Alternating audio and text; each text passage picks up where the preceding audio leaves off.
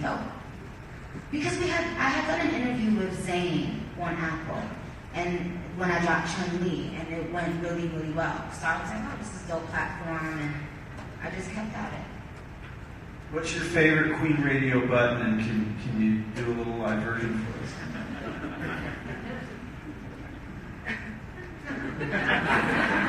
Oh my God, I finally got her.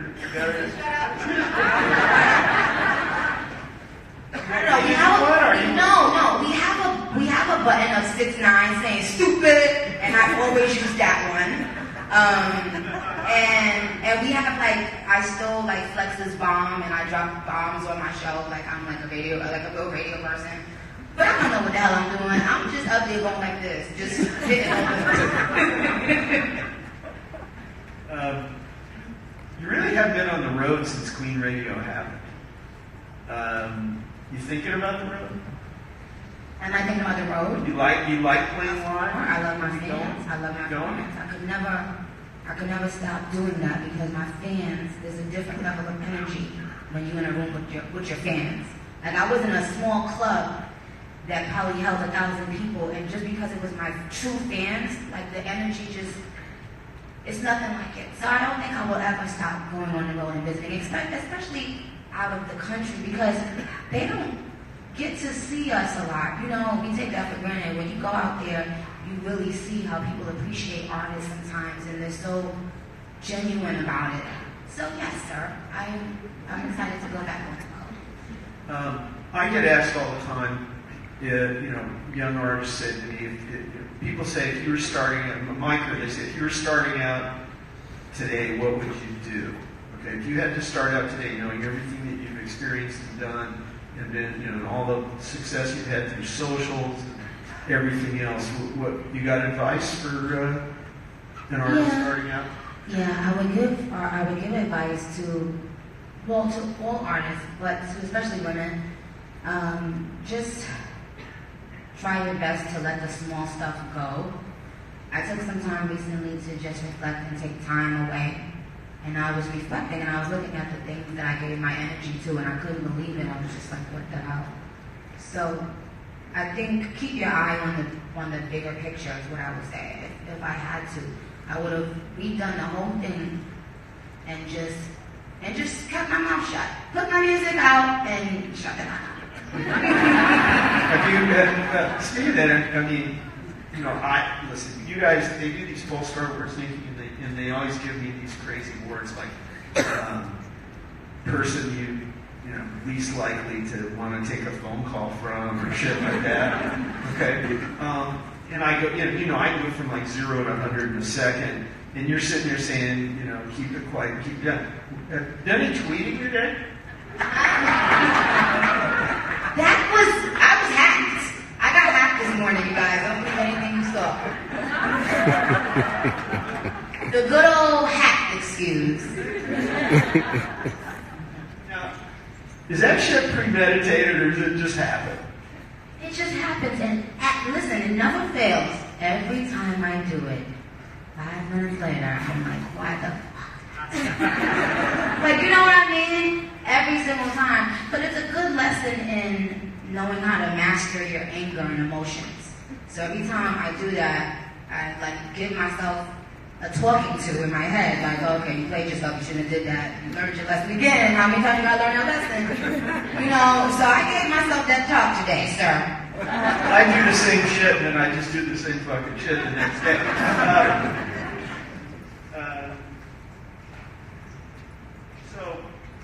Sometimes you give awards on Queen Radio, and we have not discussed this.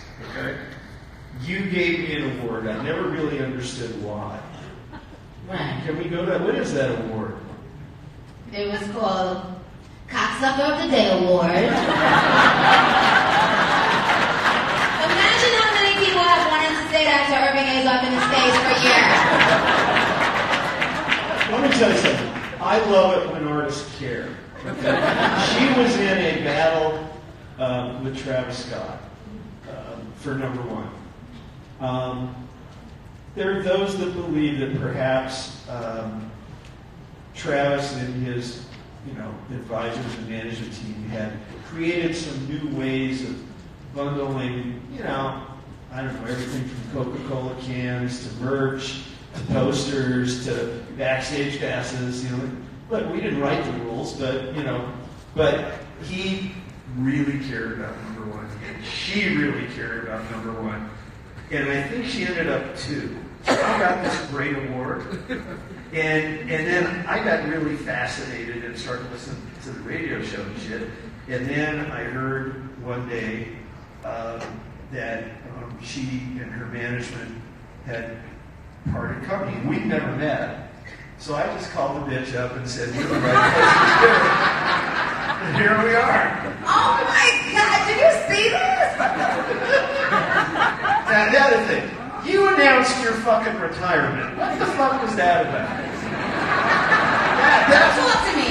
Let me just say to you know, Jeffrey, is that you? Because it certainly wasn't me. I mean, what was it? Who told you to announce your retirement? Once again, another time where I shouldn't have had social media on my phone. And that's why for the last few months I haven't had social media on my phone. I just recently put it back on my phone and I'm about to take it back off. But I don't know how many of you guys have done this. Like, have you noticed when you take social media off your phone, you as a person feels happier or more at peace? You guys really should try it, I promise you. Because it's too much of just nonsense and nothingness and looking at what everybody else is doing and comparing yourself to people when you're having a great life. You are having a great freaking life. People didn't wake up this morning. We're good. And then we go on social media and make ourselves depressed. So I think that our fans have figured out when it's fake and when it's really real. Okay, and I'll call it, and I love Taylor Swift, but her stuff looks planned. I promise you, Nicki shit ain't planned. Okay?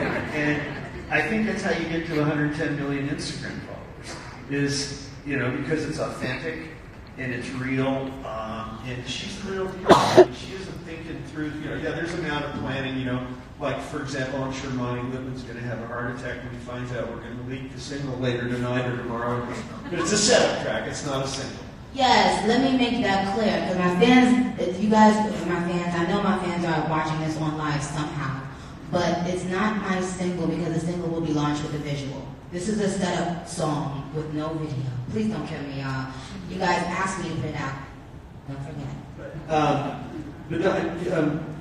She's got this incredible talent. We get tons of, as you know, most hit records these days, it's 2 or 3 people on it, especially in hip hop. And she has an uncanny ability to spot artists. I keep telling her start her own record label, but we want to do a big tour first. But and she spots these potential features and stuff. And one just slipped out to me last week. I didn't. Unbelievable. And then today, what were you? You're number 4 on Spotify today? Yeah, shout out to all Tell them about that record. Shout out to the Spanish people. We went to the club in Miami, and I would have never known there was that many Spanish-speaking people in the club until Tusa came on. And they knew Tusa word for word, and I'm just sitting there like, oh my God, we're in a regular hood club in Miami, and they are screaming out the words to Tusa. And shout out to Karol G, but it's number 4 on global Spotify. It is a monster song, and it hasn't been sent to radio in this country yet. And it's been out for a while. How, of all the stuff that comes to you, why'd you pick that one? Is it in your gut? How do we tell these people when to know what's a hit? The truth of the matter is, this happened to me with Ariana Grande. For Side to Side, Ariana had sent me a record to get on for her album, and I didn't love the record. And I said, you know what, send me something else, because sometimes if something doesn't inspire me to write right away, I'll say, well, maybe it's not the right thing for me. And she sent me Side to Side. I think Wendy sent me Side to Side, and it inspired me right away. I loved it right away. And I sent it back to Ariana, and she was not going to go with that song as a single. And then when we both were on it together, she loved it, and that song became a really big record. Same thing with Karol G. She sent me a song. She really loved it, and I tried to write to it, but I couldn't. And finally, instead of just brushing her off, finally I was like, you know what? I love you, but I don't like the song. Can you send me something else? And she sent me Tusa. And the true story is, I just loved Tusa, and my husband and I have a full 8-count dance to Tusa, and we kept on doing our dance, like my leg kicking up, like trying to act like I'm doing real merengue and all that. And that's when I knew. I said to him, I said, I don't know if the world's gonna love this song, but I like this song. So that's my rule now. Do I love it, or am I jumping on a bandwagon? I don't want to jump on a bandwagon. I want to love the song, period.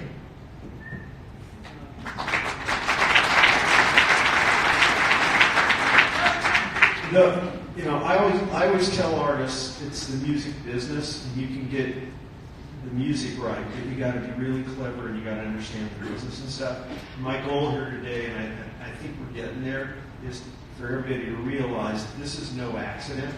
It's just not her innate talent as a writer and a rapper and a singer and a producer, but it's also she knows the fucking business, And for as you guys bet on people out there, because there's so many and it's so accessible now just to throw stuff up on streaming that you really got to be on your game to make it happen.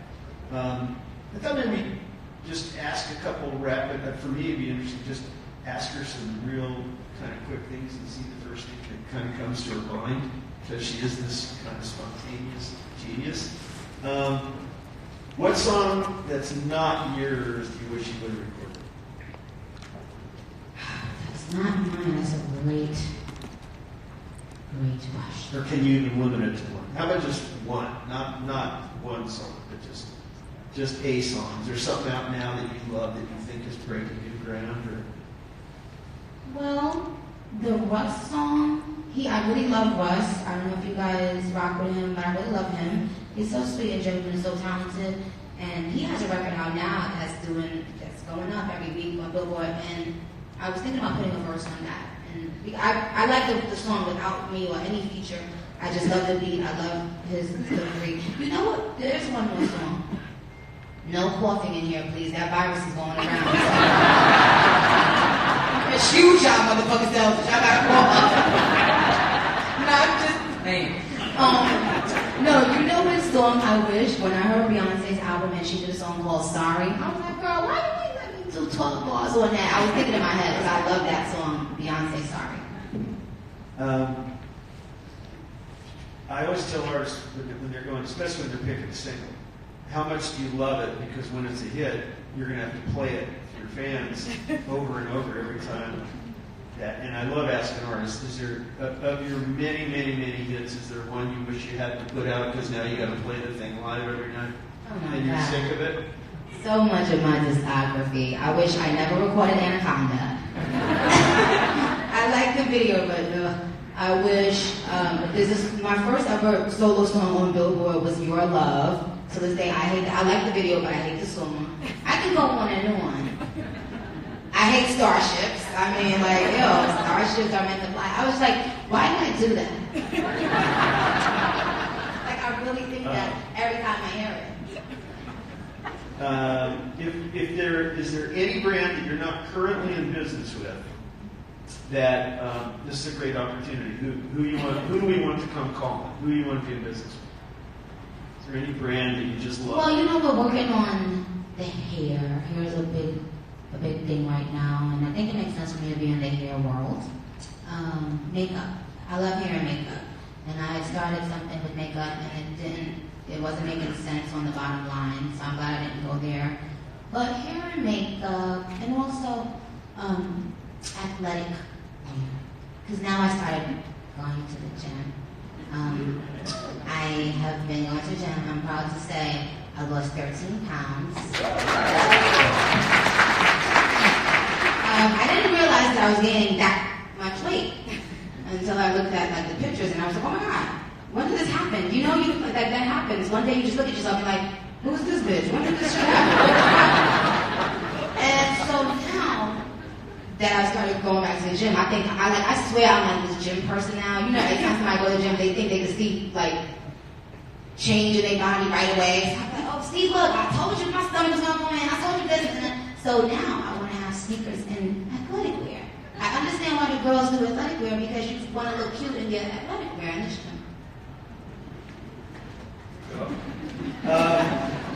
So when you do have live, we have these things called riders. Did your former managers explain to you that you have a rider to tell promoters the nice shit you want in the dressing rooms and all that shit? Or Yeah.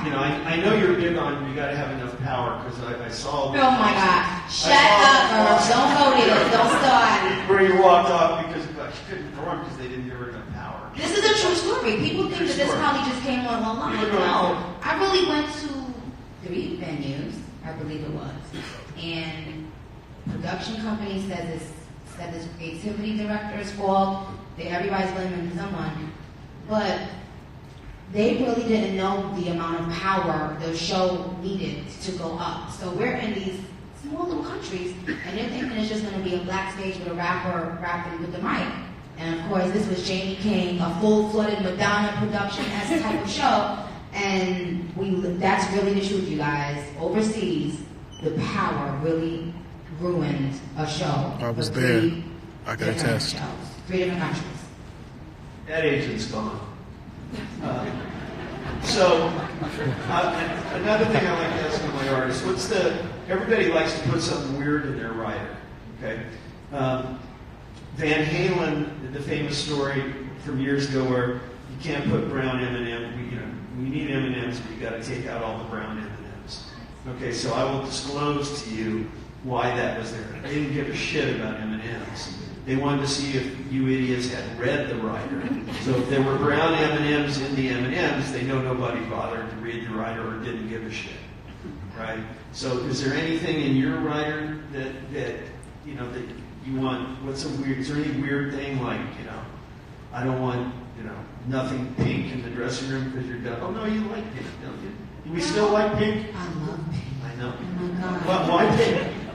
Pink makes everyone happy. Everybody in the world, as soon as you see pink, you feel happy. Like it just feels warming, comforting, pretty, cutesy, princessy. I think it makes girls feel like, when you're young and you just want a princess room. When I was younger, I wanted those Barbies in the pretty pink room, and we couldn't afford that. So I think I grew up still trying to create that with the Barbies and the pink and all that stuff. I think that's why. But about my rider, I don't know if these things would be considered strange, but I am a water snob. Like, I'm so finicky with water. So, like how when you go over, like, in different countries, oh my God, you gotta, it's like, I'm very picky with the water. And even in America, a lot of water that you guys drink, I don't think it tastes good. And I know some people are gonna say, all water tastes alike, but it doesn't, right? I don't know. So can I say what water I don't like, or we don't want to do that? No, let's not do that. Let's not do that. But I don't want to say what I like either. Let's go on. Okay, so how about, maybe I'll throw out some names and you can just say what comes to mind. Okay. Zane Lowe. Oh, Zane Lowe. Love him. Great interviewer. Everybody know who Zane Lowe is? Anybody bother to listen to Apple? We know, right? Okay. Larry Jackson. Larry Jackson, helpful in starting Queen Radio. Barack Obama.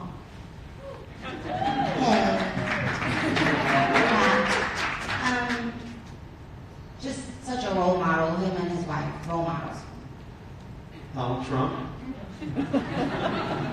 Here we go. No, I'm not going to jump on the Donald Trump bandwagon either. I don't like that. Like, I get a lot of people don't like him for obvious reasons, but what stuck with me was the children being taken away from their parents when they, came into this country. That really bothered me because I was one of those immigrant children coming to America to flee poverty. And I couldn't imagine a little child going through all of that trying to get to another country because they didn't have money in their country, or whether you're fleeing from war, whatever it is, and then being taken away from the one person that makes you feel comfort, That is what really raised my eyebrows. I was like, this is, something about this doesn't sit right in my spirit.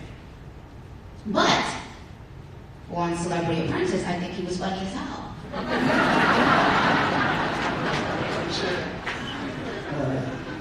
Is it true he asked you to host Miss America when he owned it? No.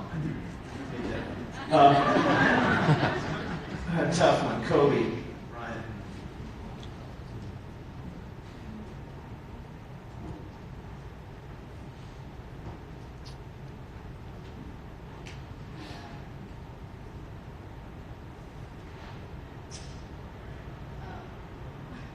Sorry. Should we move on? Because what I was going to say was, I couldn't, see, even right now, I can't imagine what his wife is feeling to your husband. They said he at such a young age, but your child too. That means we love you, Kobe, and to your wife and to your family and your friends, we are praying for you guys. Thank you. You're such an easy crier. I'm a cry baby. I'm sorry, y'all. I didn't mean to do that.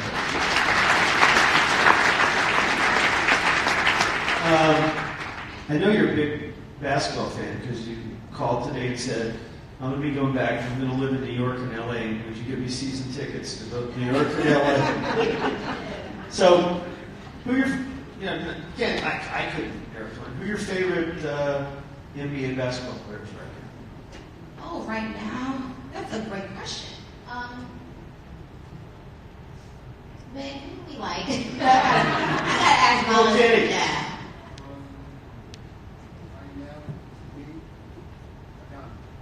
Adonis? Adonis from the Bucks. Yeah, let's get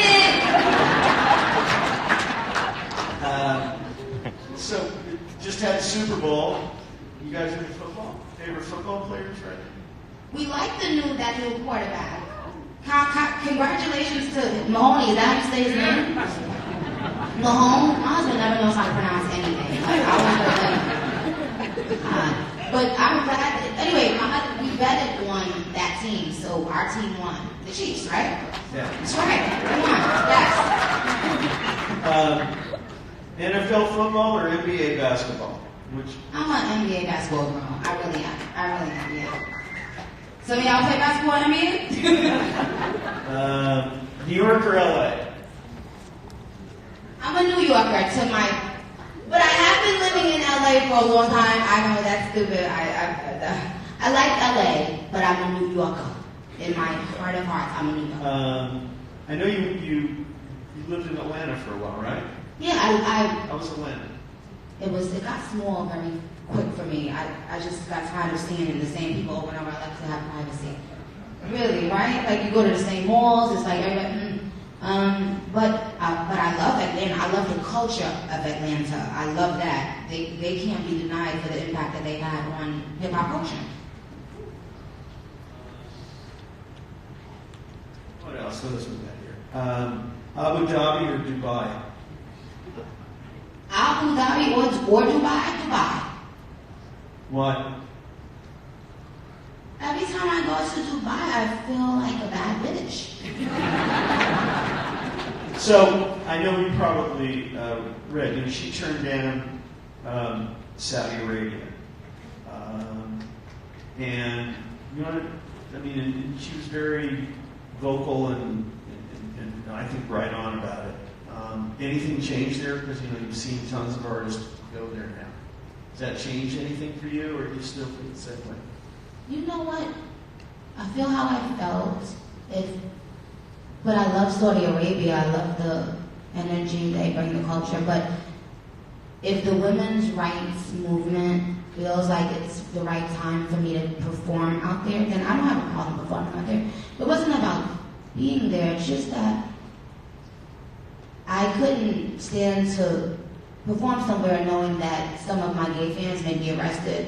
And, I don't even know what that entails in that country. So I didn't want to be responsible for people being hurt. So I think it was a good thing to not go for now. I agree.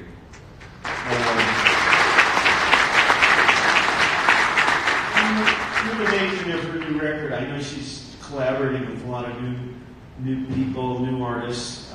We've been encouraging her to start a record label. If you were a new artist today, would you sign with one of the big record labels? Do you have any feeling on that? That's a great question. to me, it's a toss-up because I still would want the backing of a major label, so that you don't have to upfront so much money. But it has changed where you might be able to just put your music out on streaming and see what happens. I don't know. I can't make that decision. I would go with a label though, if it were me. Social media has really come full circle and changed significantly since you started. You seem to have really rolled with it, right? How do you stay so tuned in to keep your relevancy in social media? The thing is, the people make you relevant. I don't think any artist knows how to keep themselves relevant. I think every now and then the people find the star that they feel an attachment to, and they for some reason care about that person's life.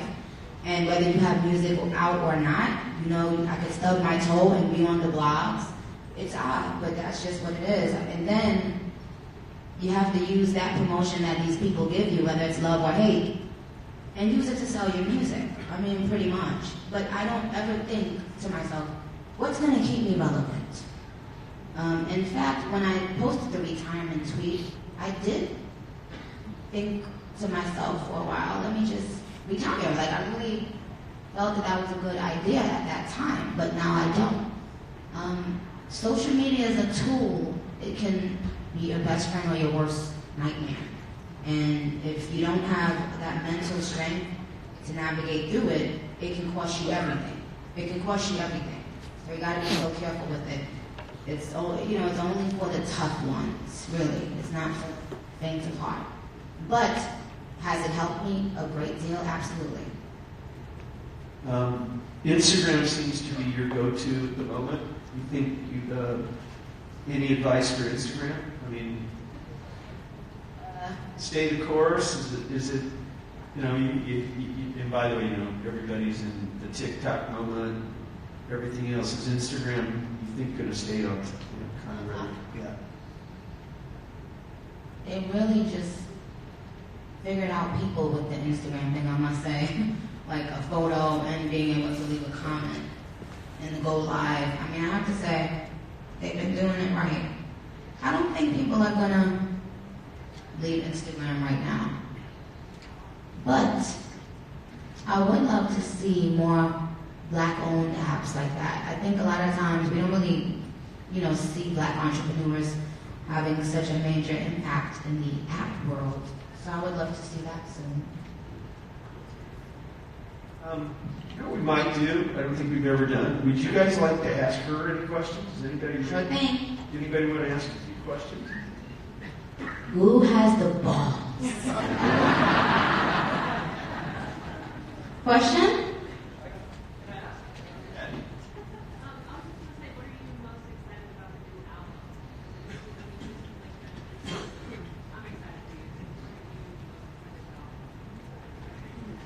Thank you, and thank you for noticing that, because I think mentally and spiritually I feel so much better. Well, people can, I hate telling that, I feel like albums should be a surprise, sonically, what people can expect. But they can expect to feel like, oh, okay, Nicki's in a good place. That's what I'll say about that. Anyone else? Yes, sir?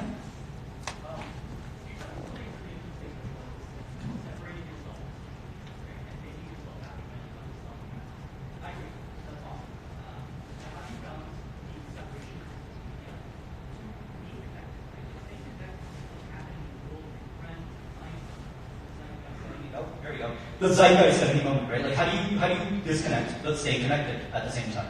It's such a great question. In fact, sometimes I do feel like I missed things that, somebody was to bring up in an interview. I have no idea what they're talking about.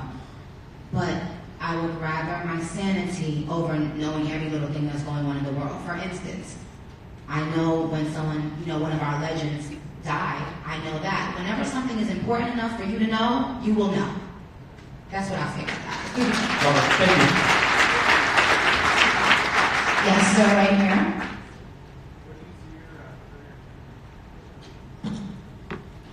A lot of babies.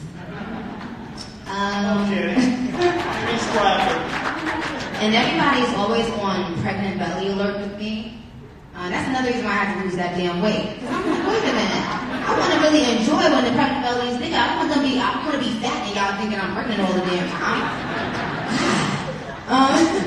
But you know what? When I see it in 10 years, since before I had a dime, I always said I tried to watch what Jay-Z did and how he handled hip hop and entrepreneurship.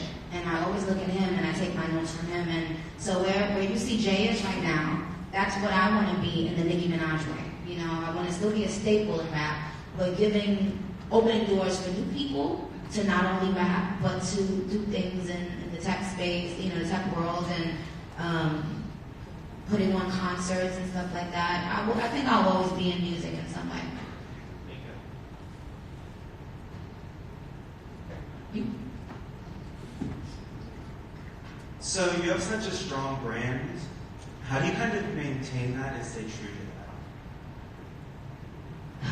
Well, I try not to do too much thinking on what am I supposed to do right now. Because when I came out, I was spontaneous and I was just having fun. So whenever I'm in doubt, I say stop overthinking and just live and just have fun. And because the universe creates the best option, you know, when you just let it go and let God, you know, control what it is you're about to do. So I think the overthinking thing is a big thing for me. And whenever I'm doing it too much, I have to like check myself and then I get back in tune with my brand and who I am. Who's choosing? Me? So you obviously, Mr. Azoff touched on, you produce and write all of your own stuff. What's your writing process like, and does that change when you're writing for your own projects versus for other artists and collaborations? Such a great question. In fact, yes. In fact, one of my angles for any verse recently is I do the melody, like I do a mumbling reference on the track. So I'll just go up there and be like, and then I'll hear it back, how does that melody sound on the beat, and then I'll put words to it. But it's a great question you ask because I do have a different process when it's my album, but I don't want to do that. I think it's just overthinking when it's my own music and thinking, no, it has to be harder work. When things are too easy, I don't like it. And it's not good. Things should be easy and you should be able to be cool with that. But even if I write a verse too fast, I will say to myself, it must not be good. Write it again. And I've written verses. Ask Diplo. I did a song for Diplo and he said he counted 27 different versions of the song, of the one verse. So I'm very picky with myself, but I have fun now instead of just writing, because I don't like writing on paper that much, because it makes me feel like I'm in school. So if I could go in the booth first and just say whatever is the first thing that comes to my mind, then I'll go back and write. You know, I'll think, what is this beat making me feel? And then I can write it better like that. You mentioned that you were playing in a venue that was 1,000 pounds. I didn't play there. Let me just say, I didn't play there. I just went to the club there. Do you miss being in a small group doing a live show and that connection that you get? Not a live show. Do you miss that? Not a live show in that club because I wouldn't be able to truly express myself. But yes, I miss going there and just having fun with the fans and you know, they'll sing along to the song and I'll be able to sing it with them. And just, yes, because when I was starting out, I had this really great rapport, this really good personal relationship with my fans where they could see me and touch me and feel me and I felt the same about them. And when you start doing those big, you know, arenas, it does go away. That intimacy. And yes, I did miss it and I do miss it a lot. Creative influences and inspiration that's outside the hip hop world, who would some of those artists be, like maybe Prince or Alicia Keys or something? Oh, outside the hip hop world, Whitney Houston, Michael Jackson, Madonna. Outside the hip hop world, Marilyn Monroe, Meryl Streep, Judge Judy, Larry David. And I'm not like, understand, you guys. I think I like Jewish people, Irv. I think I like black people. Like, they say whatever the fuck they want to say, you know. Because I'm like, what is it that makes me love Judge Judy and Larry David so much? It must be a Jewish thing.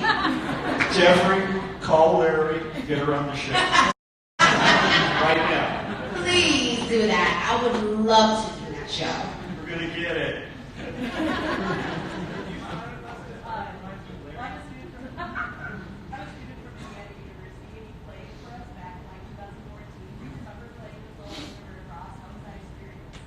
I did? I don't remember, but oh my God. I'm glad you guys had fun. Was it like a waiting show when I came out? Yeah. Oh, okay. Well, that's always fun. I mean, he's my idol, my mentor, so I'm pretty sure I had a lot of fun. I would love to start doing colleges again, Irv. I would love to. Really? We'll book it. I have I'll diverse minute.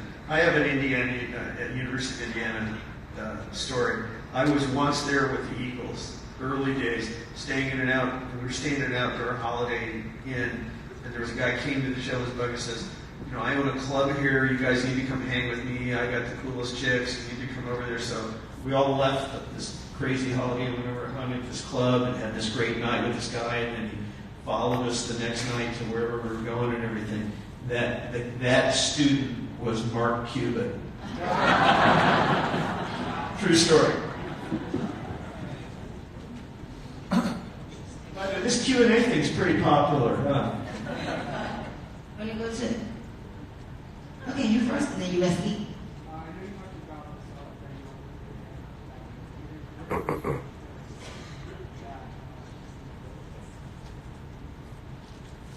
Well, most recently, I think Chun-Li is my favorite from the last album. I love performing that. I love the vibe of it. It's saying something that I really needed to say at that time. I love performing Moment for Life. People always love when I perform Moment for Life on the concerts. And I love performing Monster. I always do Monster a cappella in my concerts.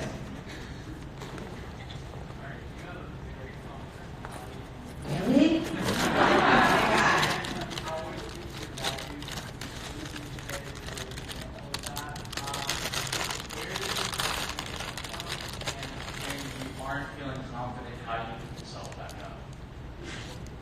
The truth of the matter is,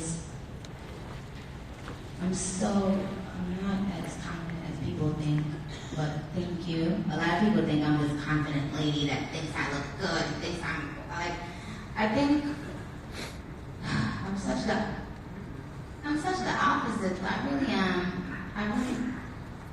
But lately, I think the thing that has changed in my life the most, and I know anybody that's in here that's married, when you marry someone that lifts you up, and whenever I'm down, I just feel like I can have one conversation with my husband and it'll just get me back where I need to be mentally. He's been a really great force in my life. I've known him since I was 17, and I think I feel a level of comfort with him that I hadn't felt before, to just be myself and to share who I am. He's seen my lows, and you know, I don't have to walk around with makeup in the house. I can just be me. So I think that comfort at home, it translates to social media, and then when people see you in person, because you feel like, I'm sure of myself again, I know who I am. And it's not about needing a man to do that. You do not need a man to do that. It has to be within you. I'm just saying that when you have a partner that lifts you up, there's no greater feeling in the world. You know?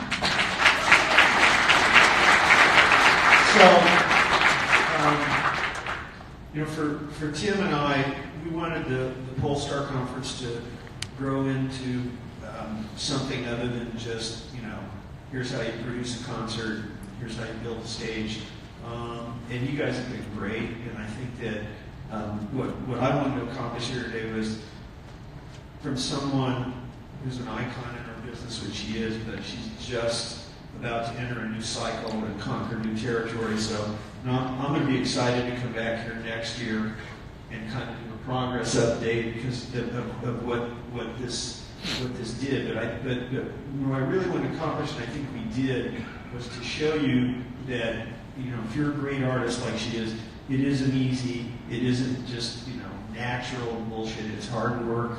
It's smart. It's being clever, and it's being talented. And she's got it all. Okay. And the other thing, in this conference, and here, we have a lot of people, but we see a lot of younger faces and like college students, and a few of you coming here.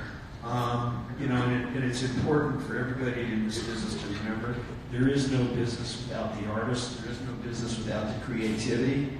And it's especially gratifying to me to see you guys kind of beaming and hearing her talk and really see a great artist and then understand what it is. But whatever some of you I'm sure are here to network and pursue careers. And I would encourage you to just remember that, without artists, none of us have jobs, and we certainly wouldn't have the fun that we have. If you want to, you got anything else you want to close with, Nicki? Or